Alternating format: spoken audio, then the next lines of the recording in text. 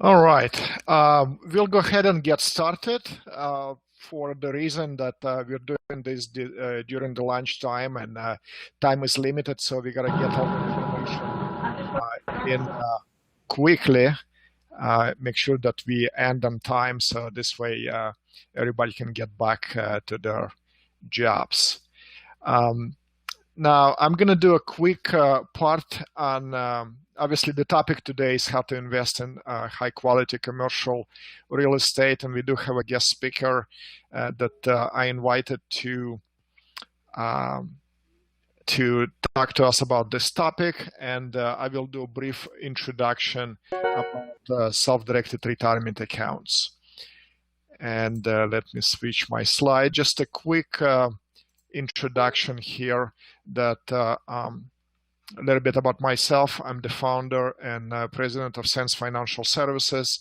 And what we do is we help people use their retirement accounts and basically unlock them and give them the ability and power to make the investments into something that they can control and have better understanding of.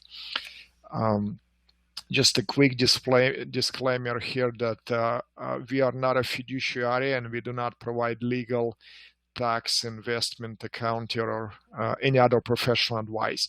My expertise is in self-directed retirement accounts, and we'll be happy to help any of you folks. I see we actually have a number of you on the call who are already clients, but if you have any questions about using an IRA or 401k for alternative investments, we'll be happy to help with that. So just a very quick screen here. You see a cartoon. Actually, a credit goes to my daughter who made this, and man and a woman sitting there, and man says, "I finally decided to put something aside for our retirement, and that's our plans to retire." And if you're like most people that I talk with daily, you too might be thinking that way. If you're looking at your retirement account statements and your stock statements and seeing the ups and downs of the stock market, you might be faced with the uncertainty of the future because investments that you have in your IRA or 401k or just your personal account, you and we cannot control that. And that's the problem with the conventional retirement account. That's the reason why I got out of the retirement planning and conventional financial planning, because the investments, conventional investments, were something that I could not control and something that my clients could not control either. And the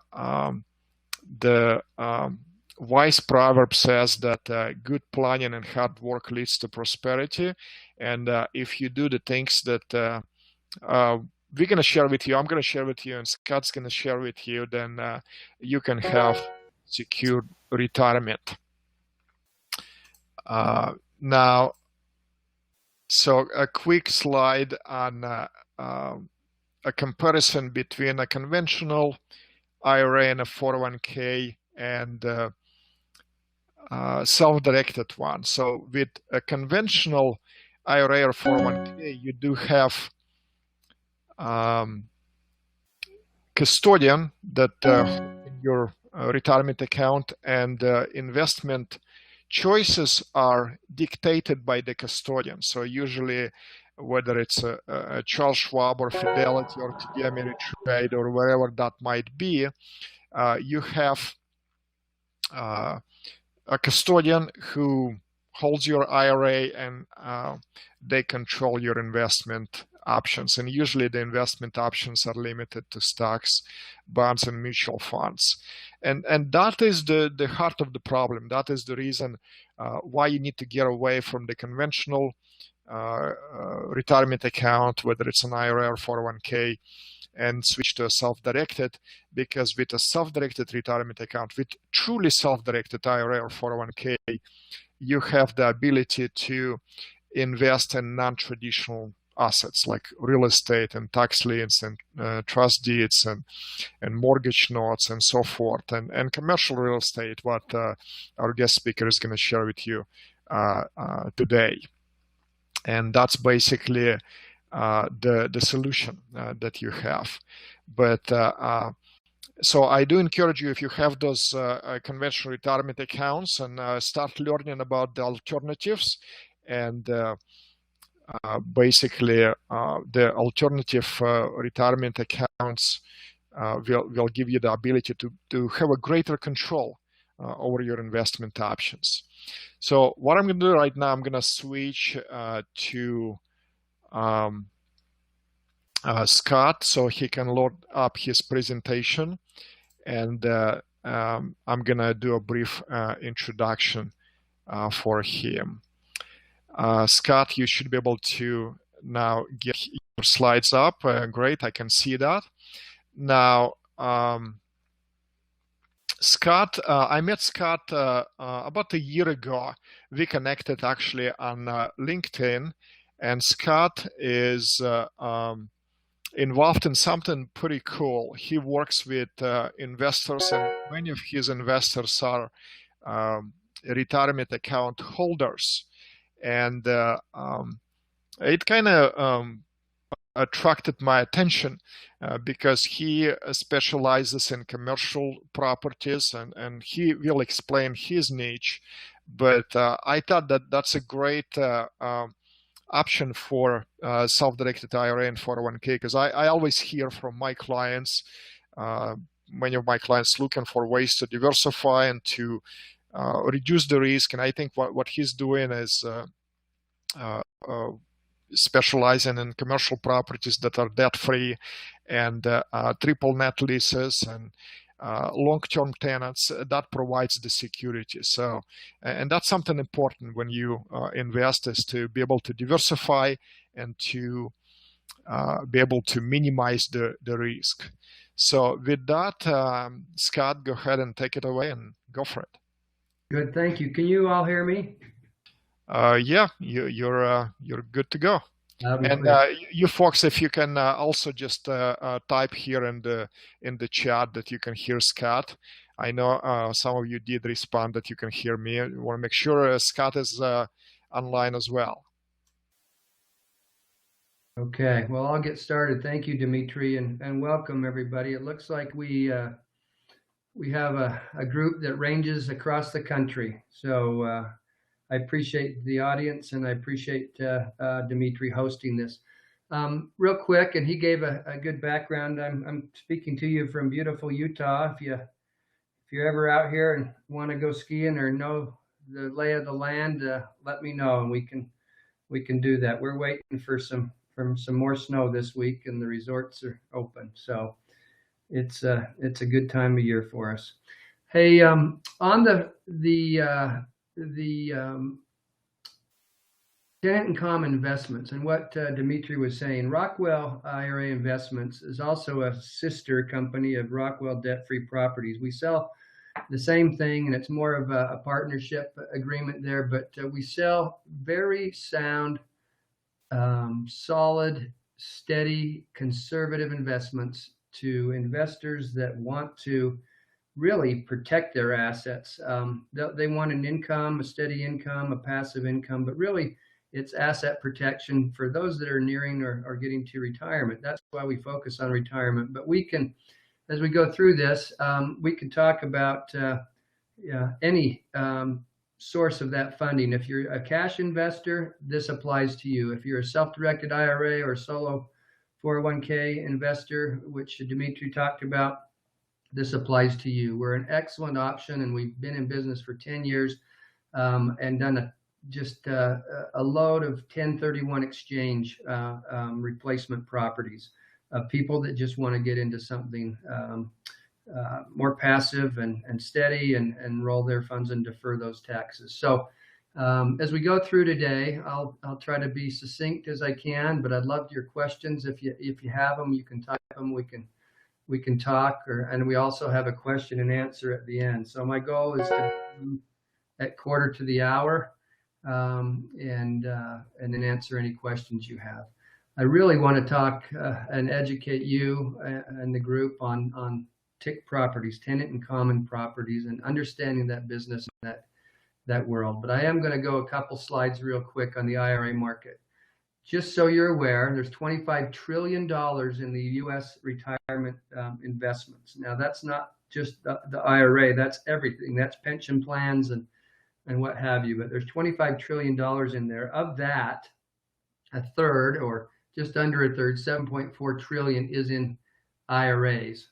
And of that, it's estimated that 150 to 200 billion, or 2 or 3%, is right now in self-directed IRAs. And you say, why is that? It's because the people with the big money and the big spending are the brokerage houses, and that's fine. They're solid investments, but we teach people that there's diversification, obviously, and to look right there, and you can go outside and go into other things that interest you and what have you. That's the beauty of a self-directed IRA, and that percentage is growing.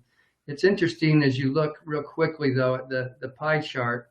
37% of people, the 123 million households that were recorded here, 37% of those households has neither an IRA or an employer-sponsored plan. So that's too bad. And 6% only have an IRA. But again, hopefully, you've got diversified investments across a variety of accounts, and those are there to work for you. Those are sources that you can draw from and unlock to work for you.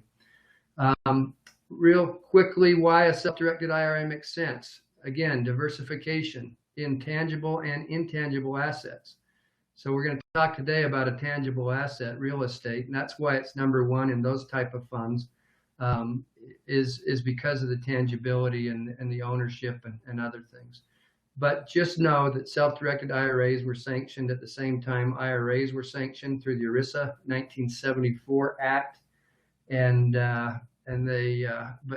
but not a lot of people still realize what they are and what they do. It's not just telling your stockbroker to invest in 3 or 4 stock options that he has. That's not self-directed. You are truly in charge.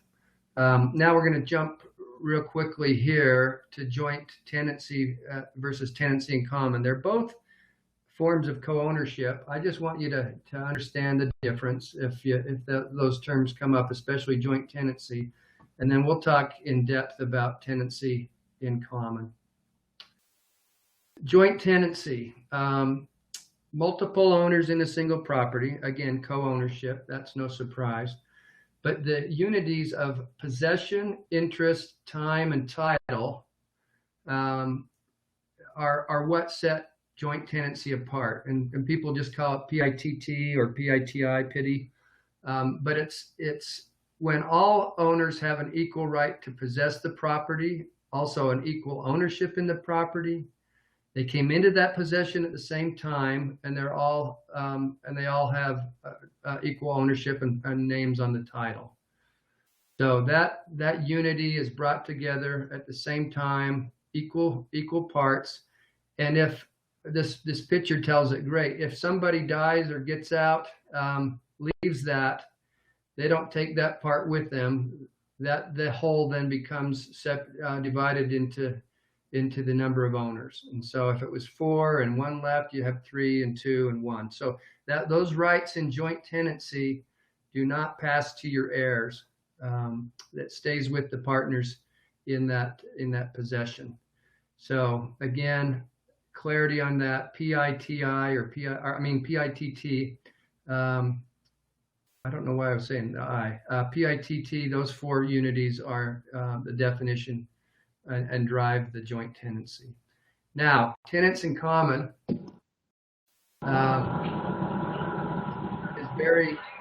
is different in the following facts. Again, it's a form of concurrent ownership, but up to 35 owners. The government allows up to 35 owners in a single property. Now, do all properties hit that?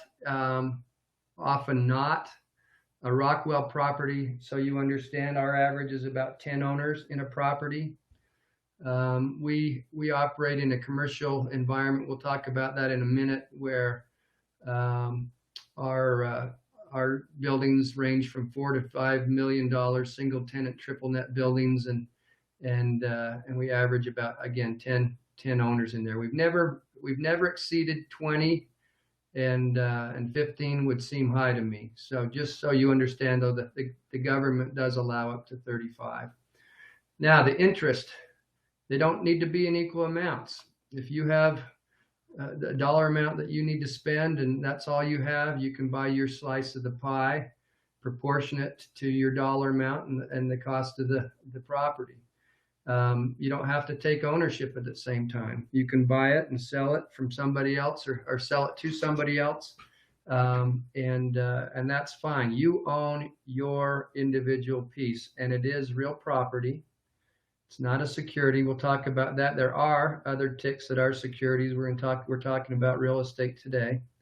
So you have warranty deed, you have fee simple title, you have it all, and it matches what money you have to invest. And then we talked about selling it at any time, and upon the death of that owner, that share passes to the estate.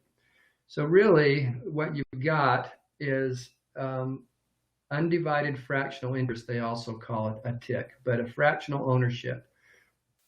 A little history there. In the 1600s, when the serfs were released or what have you, and they got together, they couldn't afford to buy a piece of quality property to work on. And so those former serfs joined together as tenants in common of a piece of land. They got their money together and they bought that piece of land, and they farmed that, and they shared the harvest from that. And so the same thing today, that's where tenant in common came from. The same model applies today. And what it does is allows that investor who might not have the opportunity or the funds to target and own institutional quality investment real estate to do so and own a piece of the pie. So we're not talking about probably not talking about something you could buy by yourself. And there's many investments you can buy by yourself, and there's all kinds of rental properties and residential properties, whatever. But usually a TIC is associated with something bigger where you benefit as a co-owner in that way. Again, if you have any questions, let me know. So some facts about TICs. Just like real estate, it's not as liquid as stocks and bonds and mutual funds. I can go sell it, but I'm not out, transferring it today and doing it. I can sell it a variety of ways. We'll talk about that in a minute. And some TIC properties assign co-owners usage rights and others don't. So a timeshare, or often referred to, because timeshare kind of has a black eye sometimes, but fractional interests or fractional properties. Those have usage rights as well, and other TICs, like we're going to talk today, don't. If you have a property, and one of our tenants is Fresenius Medical Company, the largest dialysis company in the U.S. and actually in the world, you don't have a right to go into their property. They're a triple net tenant. They're rock solid. And they don't want to own ownership. They don't want to own real estate. They just want to put their capital back into their business. So they want to be a tenant. And a lot of times they'll develop and build the building and then sell it to investors in a sale leaseback. And that's what we play in that game, and have relationships with several where they come to us and we go to them, and we buy that property, and then we break it up and we sell it in tenants in common shared properties till it's gone. We don't manage the property. There's a third-party management company. We don't buy it under leverage. We just do it and sell it out. But again, those owners have no usage rights to that property. And then again, some interests are tax-driven and others are not. Vacation property may be a tax interest, maybe just a getaway. The benefits of a triple net. We'll talk about what that is briefly, but really it's net of the owner, or the tenant pays the maintenance, the tenant pays the taxes, the tenant pays the insurance, and an absolute net, which most of our properties really are. Those are kind of interchangeable, but there's more if you want to know. is roof and structure of the building. So we have two of our clients agree to that in the absolute net or triple net, and then one of our clients makes a separate reimbursement and a separate agreement to the property management and the owners to cover those. So again, those are covered in Rockwell properties. So really, you're taking that the expense side out of that and letting the tenant take care of the property. The tenant does care for the property. It's a brand new building and they want to keep it nice and have customers coming in. But the benefits are diversification again. You diverse your risk. No, we're not saying put all your money in real estate. Nobody is. But with the volatility of the markets and with what's going on, real estate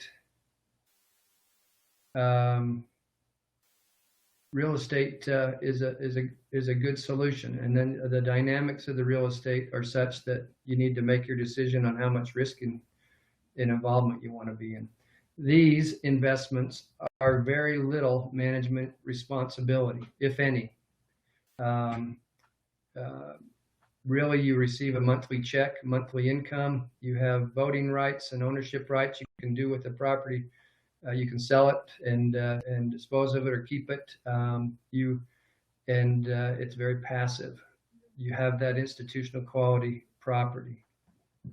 Now, again, one thing that saved Rockwell, a lot of I see that Craig can't hear, so thanks for giving him the re-signing advice. A lot of the properties in 2008, so you know, REITs are TICs, but they're securitized TICs. They're not real estate. And so those people that put REITs together, manage those, pool the funds, buy multiple properties in a REIT, and then you're an investor in that security. What happens with that? What happened in 2008 is a lot of folks bought in before then to REITs that had high debt leverage. Leverage is good in the right situations. Leverage can catapult an investment far beyond maybe what it could otherwise. But again, the risk tolerance is your choice. Well, in 2008, when the market dropped, the tenants were in trouble. Many tenants were in trouble, and so was the bank was coming calling. The tenant couldn't pay, and you had to pay your mortgages, and many TICs and REITs went upside down and went out, and people lost a lot of money. And so if you say tenant in common to some folks, they have kind of has a black eye for them.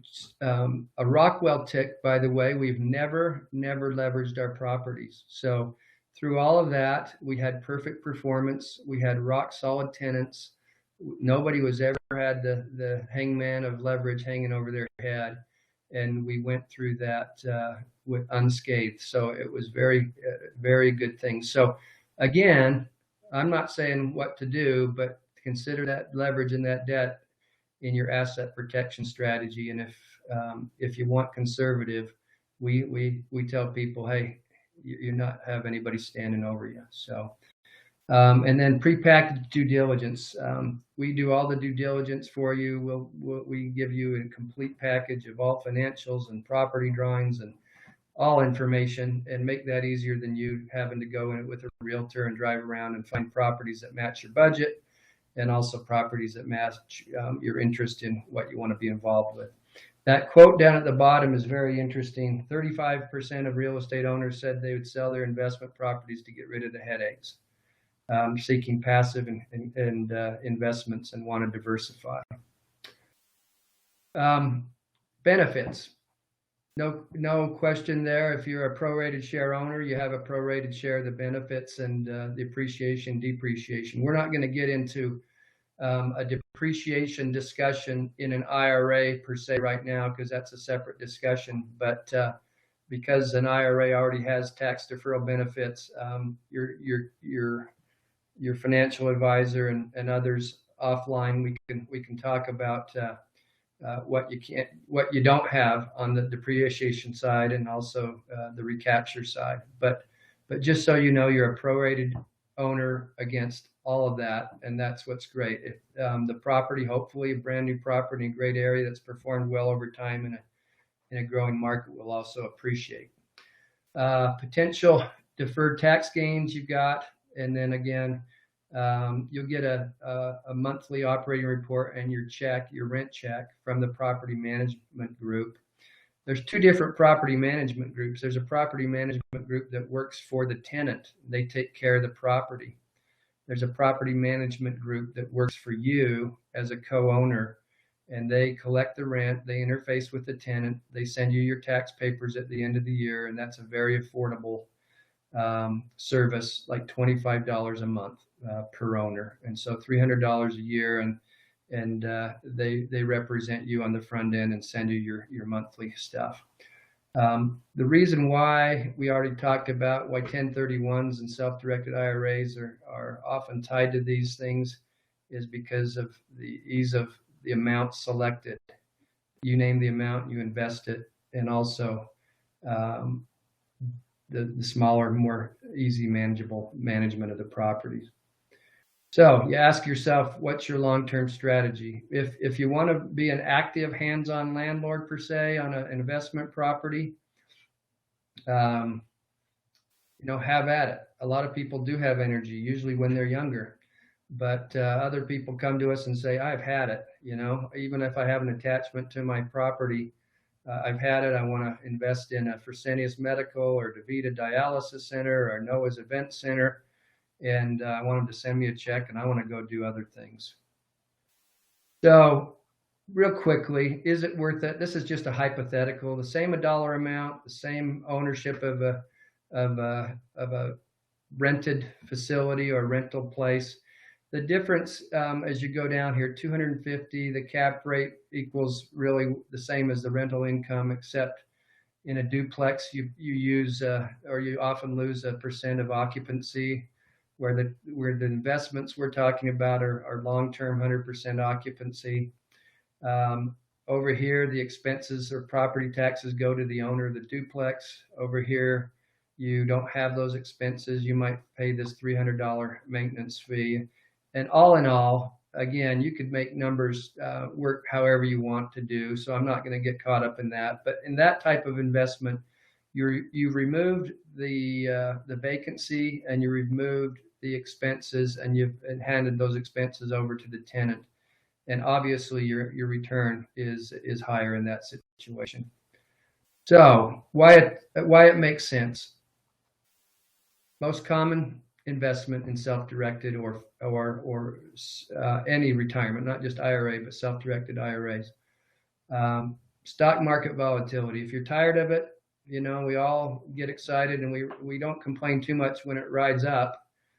But we really felt like we lost a lot when it rides down, and I'm there with you. I have money there, and I keep some of that there, but I want to diversify. Great diversification, reduced risk. Okay, and real quick, we won't go into all the details, but a disqualified party in a self-directed retirement account is your lineage up and down, your parents and your kids and their spouses are prohibited or disqualified, and also your financial advisors and others are disqualified parties. You cannot benefit yourself with your IRA. Your IRA is a separate entity. It's held out there. And so if you own a property, in your IRA, you cannot go work on it, fix the toilet or fix the roof. That violates that, because that benefits your IRA, and you can't do that. You can't put sweat equity into it. That's just an example. Or you can't put your mother and dad in a rental home that you've got, or your kids. And so that's a disqualified party. Well, these properties don't let you do that because you've got a national tenant in there. You're not messing with that. And so it's nice because it eliminates that risk. It's hands off. A prohibited transaction is another thing. You can't loan against you can't loan to those disqualified parties, or you can't work on it, fix a hammer to it. So I don't see you going down to the dialysis center and climbing under the sink and doing the plumbing. They have their own people to do that. So they would not let you do that, even if you were an owner. So again, it keeps you kind of safe. Really, it's just a passive investment. You're not touching the building. You're not having to go in and do that.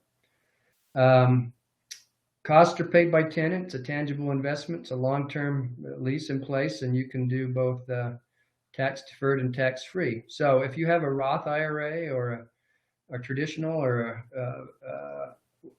you can do that in the same thing as self-directed. You can have those types of investments that Dimitri talks about in that 401k, etc. So my counsel as president of the company that does this, and we call ourselves a no frills kind of boring group. We're not that boring, but we're not out flipping houses and telling people you can double or triple your money and get in and out. We are the same age as our investors, same kind of stage in life where we're protecting our assets and want to go a little bit more passive. So to do that, long-term triple net leases are great. New construction, we find and also are now starting to develop with these tenants, modern single 10,000 footish single tenant buildings in great areas, growing areas, sound markets. That's where they're building, and they know where the market is and the traffic patterns and whatever. So those are good, solid national companies. They have a corporate guarantee. So if you're investing in these types, look for a corporate guarantee. What that does is, hey, if your Fresenius in your market that you own for some reason doesn't perform and they want to close it up, that the corporation will guarantee those lease payments until you fill that building with another tenant. And so again, those we have on all of our properties, not leaving you out in the lurch. And it's not, a pizza shop or a bagel or donut shop that's the next fad for a while. It's a medical company. It's a medical building. It's recession proof. You think about what we get into, and we try to focus. Not all of it fits exactly the model, but we focus on 2 out of the 3 clients that we use are 1 and 2 dialysis in the world. Okay, so if the market goes bad, people still need kidney dialysis. That protects us quite a bit, and that's why they haven't missed a beat. So the recession-proof tenants are something that you can consider. You consider the building. Again, not directing anybody one way or the other, but if you invested in a Jiffy Lube and after 20 years they want to go maybe where the traffic is patterns are changed, and they stop their lease at 20 years, then you own a building with 3 bays and an underground pit. You know that Joe's garage is going to go in there. So you're limiting the replacement tenants with a single tenant, 10,000 square foot, nice curb appeal building.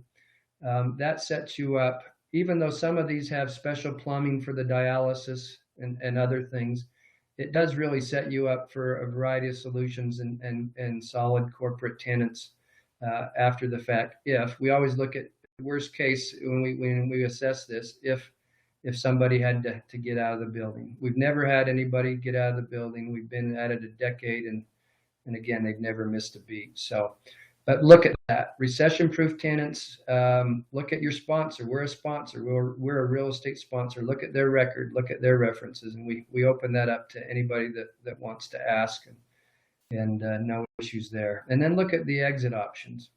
Look at, is there debt over it? Is it debt-free? What are the penalties? And then on exit strategies, so you understand, we talked about liquidity. Most of our all of our contracts have a first right of refusal built in. So let me go through the process real quickly. We'll go buy a building, debt-free, and then we'll offer it available with due diligence package in shares until it's gone. We usually sell a building in about 6 to 8 weeks. And those buildings come in, and you tell us what you have. There is a minimum investment of $100,000, but our average investor is $400,000, but it doesn't matter. So you come in. You don't have to be an accredited buyer.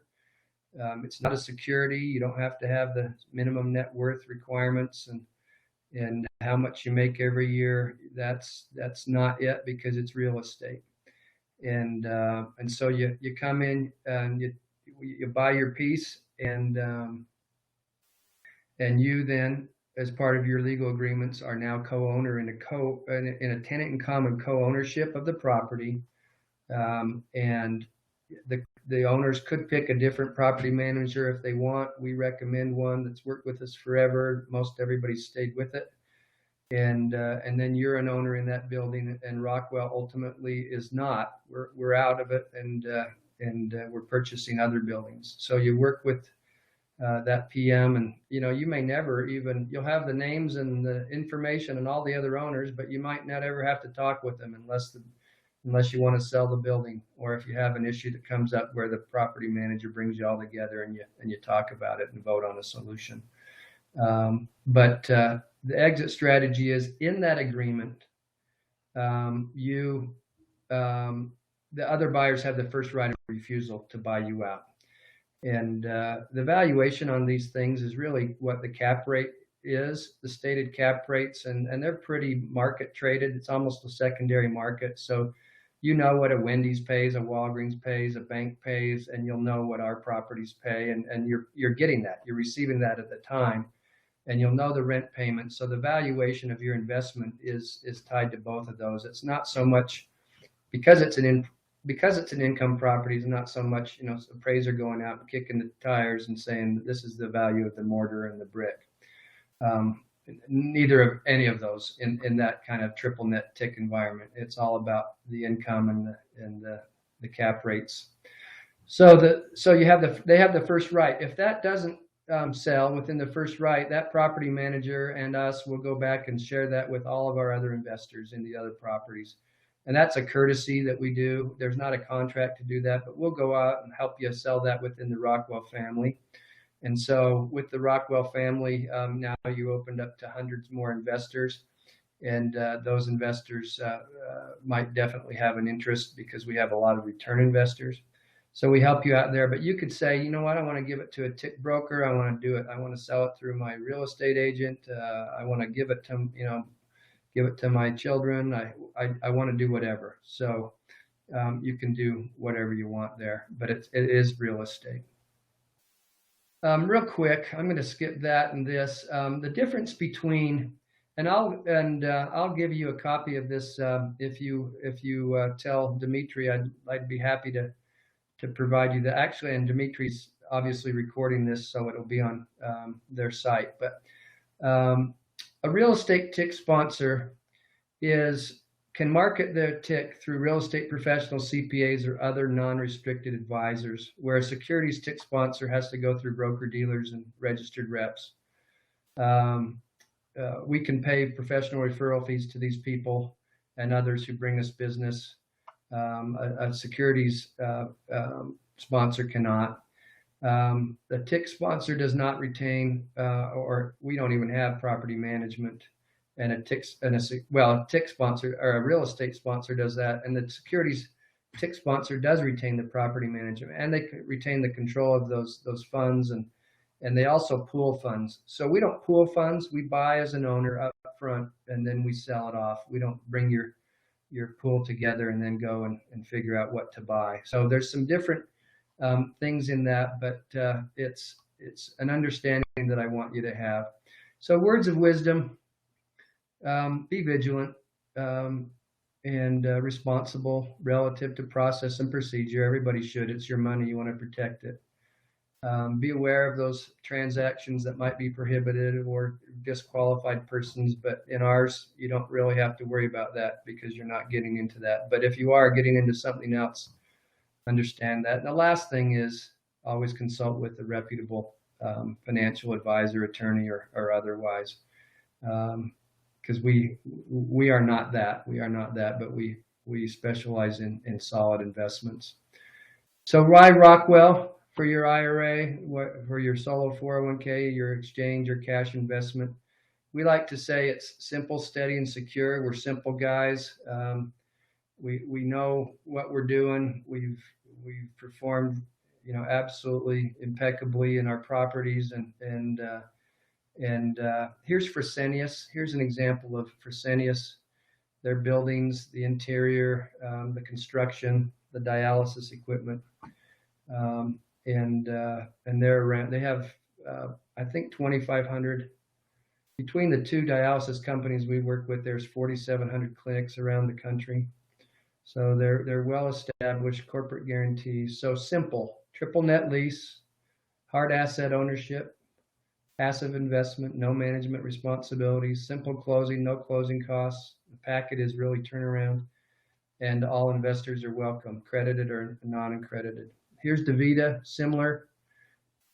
Nice buildings, beautiful buildings. Sometimes, their buildings they'll go into a strip mall and lease, but most of the time now they're building separate freestanding buildings, and very, curb appeal is beautiful. So that's what you would be owning in. Steady is our other, thing. So reliable monthly income. What we do when you do, you know exactly what you own, you know exactly what your monthly payment will be every year and every month. There's an increase, a percentage increase for kind of consumer price index. So a multiplier of 2% goes up. So you know that every year what you're getting. There's no wondering how it's going to do this month, up and down. You're going to get what you signed up for, and know that. And the long-term commitment from that proven tenant. Usually at the end of these are 15 to 20-year leases, and at the end you'll have two 5 or 10-year lease renewals.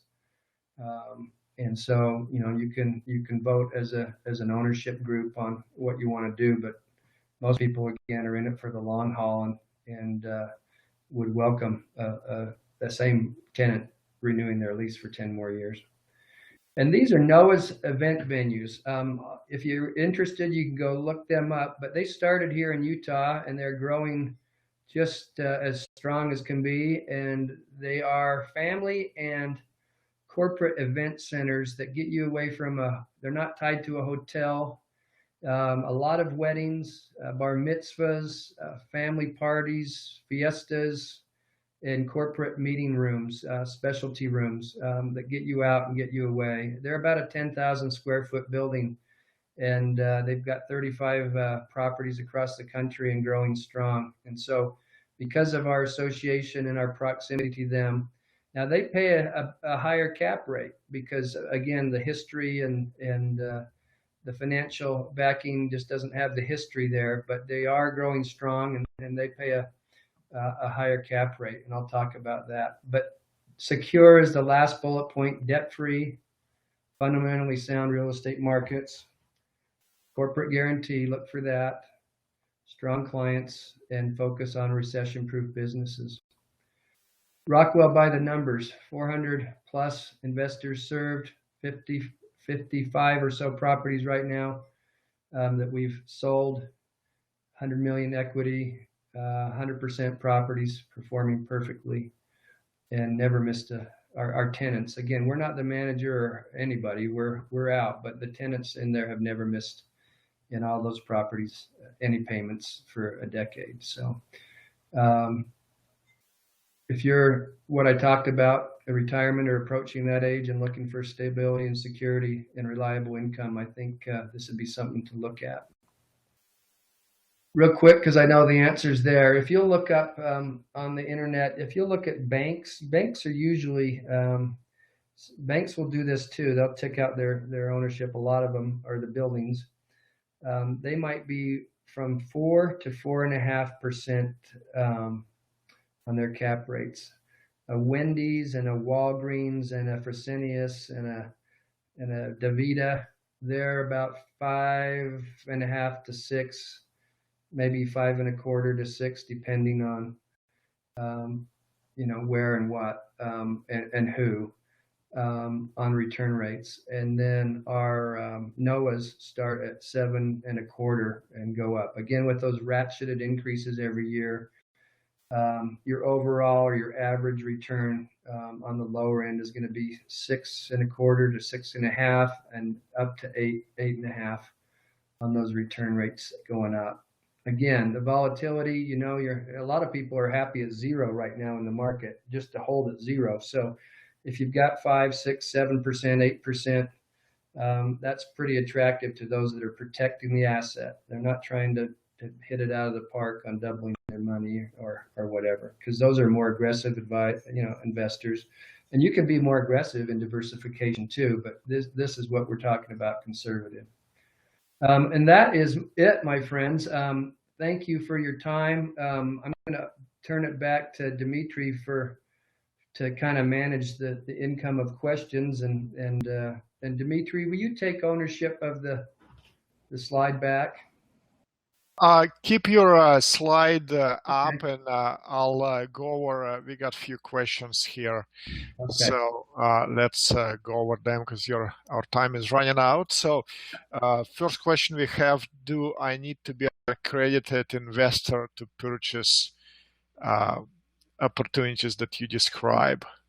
No, you don't. And again, just so people understand that, the accreditation is like $1 million net worth minimum, and you can't include your primary residence or your mortgage as an asset or a liability. So that separates a lot of folks. And or the other rule is you have to, in the last 2 years, have had a net income, I think it is, of 200,000 for one person or 300,000 for a couple for the last 2 years, and expect to get the same the next year. And the reason they accredit or not accredit is just these different investments. The government says, hey, if you're accredited, you're stepping in knowing that you're a more astute investor and you're willing to take the risk. It's really to protect the smaller investor that might not know. But these are you don't need to be accredited. It's any investor $100,000 or more. Okay, great. Now, can you explain why debt-free, and why do you choose this model? And can investors' part have debt on it? So again, like they say, we choose that model. That doesn't mean that you have to go into an investment that doesn't have that. Again, leverage can do exactly what the word says, leverage somebody else's money to your benefit. But in this type of investment, we don't. Now, within your piece, so the property's not leveraged. If you want to go out and find an investor or a creditor that will lend you money to buy your piece, that is fine. There are probably some out there, but they'll probably charge you much more than you're earning on the property. But because there's money out there to be had at the right rate, but really they can't take back the property. They would be able to take your piece and become a tenant common with the other. They can't affect the sale or the other stuff of the property. Okay. Now, another question is, can I do a 1031 exchange within my IRA on these properties? Yeah. So again, not getting too deep, but if you own a property in your IRA and you want to exchange it within your IRA, replace it with another property, you do that. You just have to have the right paperwork, and the IRA has to act for you at your instruction, but they do all that. And so it's kind of a buried in it. But yeah, you could transfer your IRA to a different property through a 1031 exchange. And the other thing is let your CPA handle the rest. Well, let me comment on that. Maybe this question is more for me because IRAs are my specialty. When you invest using an IRA, 1031 exchange is not applicable because your IRA owns the property, and when you sell the property within an IRA, it's not a taxable event.